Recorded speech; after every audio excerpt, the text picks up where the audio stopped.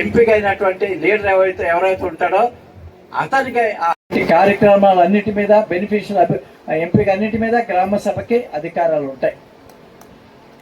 జార్ఖండ్ అమ్మ సీతక్క గారు, జార్ఖండ్లో మేమేం చేస్తున్నామంటే ఆ గ్రామ సభకి చైర్మన్గా పంచాయతీ సర్పంచ్ని పెట్టడం లేదు, ఎలక్ట్ అయినటువంటి పంచాయతీ. తర్వాత ఇంకొక ముఖ్యమైన అంశం ఏంటంటే ఇక్కడ మీకు ఎలక్షన్స్ ఎప్పుడు వస్తాయో తెలీదు. మనం ఆ 42% రిజర్వేషన్ మరి కోర్టులో మనం ఫైట్ చేస్తున్నాం. ఈ ఎలక్షన్ వచ్చే లోపల మనం చేయబోతున్నాం.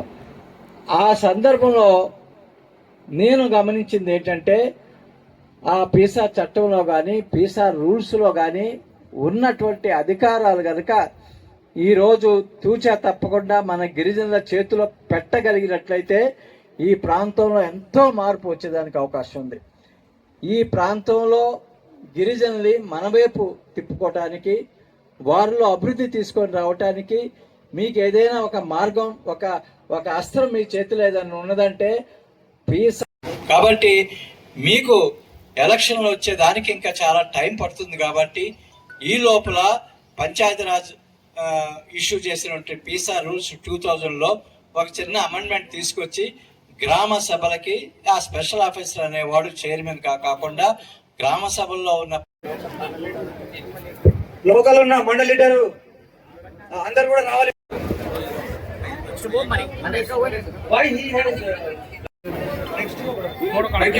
టేబుల్ నెంబర్ 3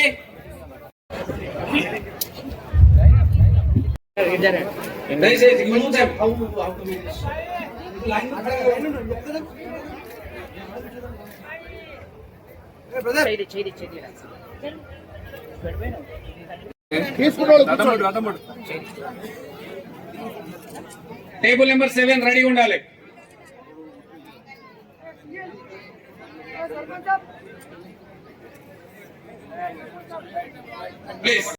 ప్రాంతంలోకి ఇదే గుట్టల్లోకి మైనింగ్ పేరుతోటి రకరకాల వనరులు ఉన్నాయని మరి ఎలాంటి గ్రామ సభలు తీర్మానం లేకుండా బయట నుంచి మరి ఇక్కడ తీసుకొచ్చి పెట్టేటువంటి విధానం బీజేపీ ప్రభుత్వం అనుసరిస్తుంది. దాన్ని మేము తీవ్రంగా ఖండిస్తున్నాం. మా ప్రాంతాలలో ఉన్న వనరులు మాకే దక్కాలనేటువంటి విషయాన్ని కూడా స్పష్టం చేయడం జరుగుతుందని ఈ సందర్భంగా తెలియజేస్తాము. ఇంకొకటి, ఈ దేశం కోసం పోరాటం చేసి మరి ఒంటి మీద సరైనటువంటి బట్టలు లేకుండా కాలినడక కడుపు మార్చుకొని అహింసా పద్ధతిలో పోరాటం చేసినటువంటి నెహ్రూ గారి, మన అంబేద్కర్ గారి సిద్ధాంతం వెలుగులో కాంగ్రెస్ పార్టీ ప్రయాణిస్తుంది. మరి అలాంటి మహనీయుడు గాంధీ గారిని చంపినటువంటి దుర్మార్గుడు గాడ్సే మార్గంలో ఆర్ఎస్ఎస్ పార్టీ ప్రయాణిస్తుంది, బీజేపీ పార్టీ ప్రయాణిస్తుంది. అందుకనే మా సిద్ధాంతం గాంధీ సిద్ధాంతం. శాంతియుతంగా మరి గాంధీ గారి దేశానికి స్వతంత్రం తీసుకొచ్చినటువంటి చరిత్ర మన ముందటున్నది. అలాంటి గాంధీ గారిని చంపినటువంటి నాయకుడు ఆర్ఎస్ఎస్ నాయకుడు గాడ్సే అని కూడా ఈ సందర్భంగా తెలియజేస్తా ఉన్నాను.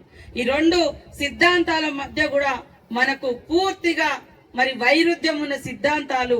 ఈ దేశం కోసం ఒకరు ప్రాణం ఇస్తే మరి ఈ దేశం కోసం ప్రాణం ఇచ్చేయడానికి ముందుకొచ్చిన పోరాటం చేసిన నాయకుడిని, యోధుని చంపింది ఒక ఆర్ఎస్ఎస్ నాయకుడు గాడ్సే.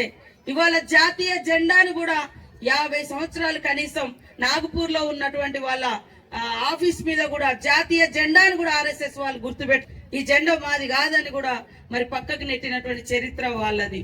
కాబట్టి ఇక్కడ మనం ఖచ్చితంగా రాజ్యాంగ పరమైనటువంటి హక్కులను మేము అడుగుతున్నాం.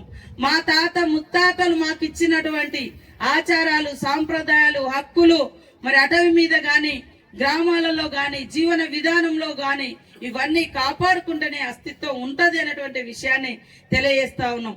అనాగరికులు అనేటువంటి పేరుతోటి ఇతరుల యొక్క ఆచారాలు, సాంప్రదాయాలు, దేవుళ్ళు, మతాలు రుద్దడం కాదు.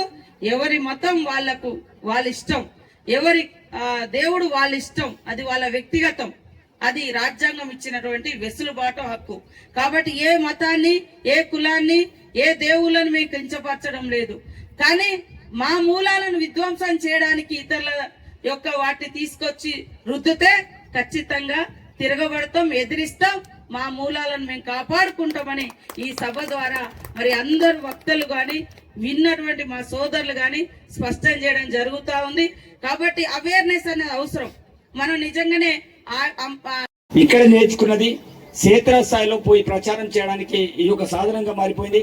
ఇక్కడ ఎంతమంది అయితే వక్తలు మాట్లాడినో ప్రతి వక్త RSS BJP versus Congress party and సంవిధాన విషయంలోనే మాట్లాడడం అనేది జరిగింది.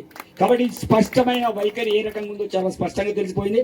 కాబట్టి ఈ కార్యక్రమానికి వచ్చిన ఏమైనా నా పక్షాన ఏమైనా చిన్న చిన్న పొరపాట్లు జరిగినా వచ్చారంటే వాళ్ళందరూ కూడా మనస్ఫూర్తిగా మన్నించాలి. భవిష్యత్తులో ఇలాంటి మంచి కార్యక్రమాలు ఉన్నప్పుడు తప్పకుండా ఇంకా పెద్ద ఎత్తున ఏర్పాట్లు చేయడానికి నా వంతుగా ప్రయత్నం చేస్తా. భోజనాలైనా అకామిడేషన్ అయినా అన్ని రకాలుగా. అదేవిధంగా సార్ 2 రోజులు చాలా మంచి కార్యక్రమాలు చేశాం సార్.